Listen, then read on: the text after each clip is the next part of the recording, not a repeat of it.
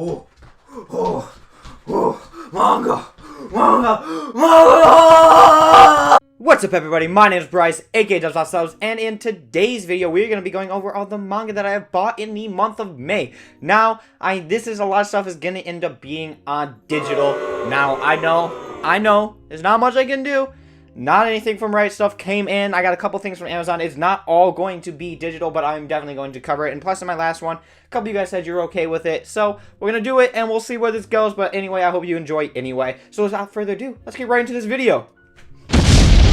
So, we are going to start with the digital stuff. I got it all right here on this paper, written down, because I threw it on the ground. So I got all this stuff written on paper right here, just so I didn't forget it and I didn't get the wrong stuff on here. I get all my comics that are digital on Comixology. So if you guys wanted to know that and where these all are, if you're wondering, because I get the unlimited plan, so I get like 10% discount, and then some of the series I get for free. And a lot of the stuff I won't get without the Kodansha sale, or if they're on sale anyway, because I believe a couple of these aren't Kodansha, but 90% of the stuff I get on digital end up being Kodansha digital first and stuff like that. But anyway, let's get on to our first volumes, and that is Wataru-kun Blank is about to collapse. And this is volumes 1 through 3. Now, this is a series about a kid who moves to a new town after his parents or something happens to his parents and they're not there any longer, and he's living with his aunt, with his sister who's overly attached. And what goes on is, as they're just going to school, he's kind of awkward. He's overly attached to his sister. And one day, the girl who, from his past,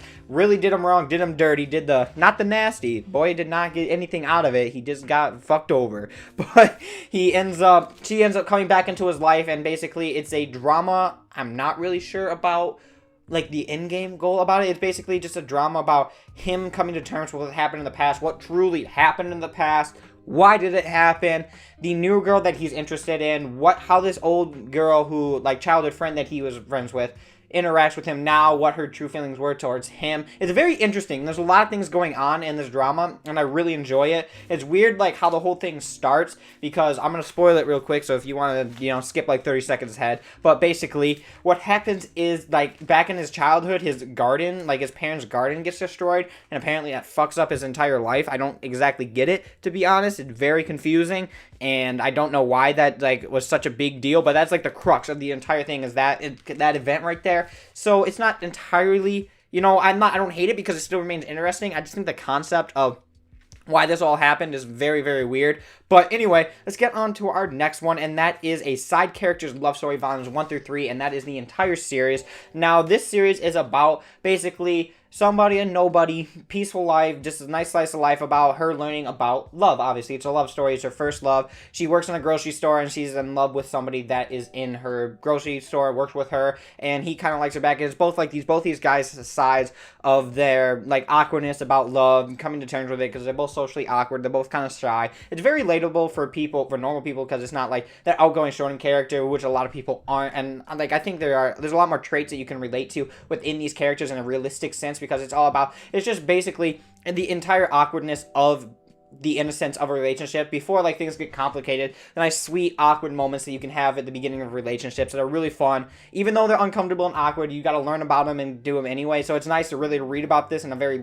lighthearted, not crazy serious. It's serious in the way how it progresses, but it's not super dark, deep, emotional, fucking I'm Clan Ad that's breaking my entire heart in so many ways every time I try to watch an episode of that. But I really do enjoy the series. I have not finished it. I'm on volume 2, I believe. I know I just finished volume 2, so I'm on volume 3. I have the last one left. Like it. Nice pace, nice short read, and it's a very peaceful, relaxing time about love, and it's really heartwarming. I really enjoy it. But anyway, next up we have a series called PTSD. Now, this is a horror series that I got with the Kodansha 99-cent sale, so I got the first volume for it, and to be honest, I kind of wish I didn't buy volumes 2 and 3. The whole concept of this PTSD in the first volume, I'm obviously going to finish it because I already bought it, so I might as well read it just to see if I enjoy it, and maybe I'm wrong, but in volume 2, it's very, short story, and it's all about old Japanese customs. There's a lot of stuff centering around hair and this god who acquires hair as rituals and stuff like that. And I thought there was this overwhelming theme where it's gonna build up and build up and build up to something bigger. But through volume 2, it doesn't really seem like it's going to build up more, because at first I wasn't really into it because I really hate short story horror. I've said this a lot, but it kind of seemed like it was building up into more and more of a thing with this god and this overlying theme and this mystery around what this god is, how he's manipulating the world, what's really really going into it. So I was like all in. I was really ready to make a video too, but I don't really know how I feel about it. Obviously, I'm going to finish it because I bought it and I paid for it. Might as well finish the other ones. I got those for half price. Those were $5.99, and I won't really pay for really any Kodansha title for more than that. I refuse to, because why would I pay $11 for a digital manga, when I can get it for $6 and just wait? I don't care enough to want to read it right there for $11 when I can get the physical for $9.25 on Right Stuff. But anyway, I really do enjoy it. I did enjoy it at the beginning, and it's kind of lost its luster. I'm not really sure if I'm going to continue it, but we'll see. I'll finish it, and we'll find out later. But anyway, next up we have Blissful Land Volume 5. Now, this is the final one in this series. I love the art, and I love the nice, relaxing tone of this series. Basically, I believe it's in Korea. I could be wrong about where it's located, but basically is in this area, Blissful Land, where this guy gets back in like the old times, I think it's the 16th century, he gets an arranged marriage, and it's not portrayed in a bad sense. This is like a very, like, she goes there, they accept it, there's not a lot of drama in it, it's very peaceful, very relaxing. It's just about the daily life of 16th century people. This kid who's getting the arranged marriage is a doctor in the back then, so he has a lot of herbal stuff, and he really is into collecting herbs, the medicine itself. So basically, he likes to go out in the field, and you get to see the nice, beautiful landscape that there is in there, and the art is very fantastic. The clothing on these characters are absolutely amazing. It's drawn extremely well, almost to the stuff of like A Bride's Story. I believe that's what it is, and I really like it. I really do. I really, very, very much enjoy it, and I'm sad to see it come to an end. Happy to see it's not dragged out. Do enjoy it, and I got that for half price also. But anyway, next up we have Chia Haru. Don't have much to say about it. Didn't read it yet. Got it for the 99-cent sale. I think it's about Japanese poetry, a game, something like that. But anyway, it's next up for another one I never bought, and that is, again, Volume 1. Now, this series is another one. Like I said, I haven't read. I haven't bought. I haven't read. So don't have much to say, but I believe this kid gets teleported back or like time travels back into his like high school days. So I'm not exactly sure what this goes on, but I've heard a lot of good things about it, so I decided to check it out. But anyway, for these last two for our digital, we have the Love and Creed of Maki. Now, this is a 4-volume series, and if you want to see my full opinions on it, check right here. And I hope I pointed to the right side. I'm in, like, as you can tell, I'm in like I keep switching setups because I can't tell what I'm really comfortable with. I kind of like go in and out of moods for this stuff, but I do like this. I think before I was too far away, I definitely like this a lot better. But anyway, I love this series. I thought it was really cool. If you want to see, again, my full thoughts about it, go check out that video. Gonna say, recommend it. Check it out. Check out my video. But anyway, next up, we have the Kingdom of the Gods, the last digital series that I bought. Now, I wanted to review something for the month of May. I've been kind of like slacking off with my reviews for manga, so I decided to go for this because I really thought it would be cool, and I was not disappointed. It was absolutely amazing. Kingdom of the Gods was so good. There was so much to love about it. This zombie survival and like this power struggle for the throne. Again, you want to see my full thoughts about it? Go up there. Again, recommend it. Thought it's absolutely fucking fantastic. I loved so much about it. There's so much to talk about. I wouldn't really say I had any problem with Volume 1. I really enjoyed it. Overall, it was great. But anyway, let's get on to our physical titles. For our first physical title, we have Vinland Saga Volume 8. Now, Vinland Saga Volume 8, if you saw in my last months, I had Volume 9. Now, this I didn't end up having ordered for some reason. I don't know why, but now it's finally in, and Volume 8 is here. I have now caught up with the series. It is an absolutely fantastic series. I love the introduction of Hild. Not going to say anything more about it because of spoilers, but if you guys have read it, you know what the character is and how good she is. It's so good. I love this art. I love the art, love the story, love the characters, especially after the first 4 volumes. Talk about this a lot. I enjoyed this arc a lot more than the first arc, the initial arc. I like how Askeladd has changed, not Askeladd, like how Thorfinn has changed. I like what's becoming of him. I like where the whole thing's going to end up. I really am all into the story now. Before that, like I said, I did think it was a little overrated. I just didn't.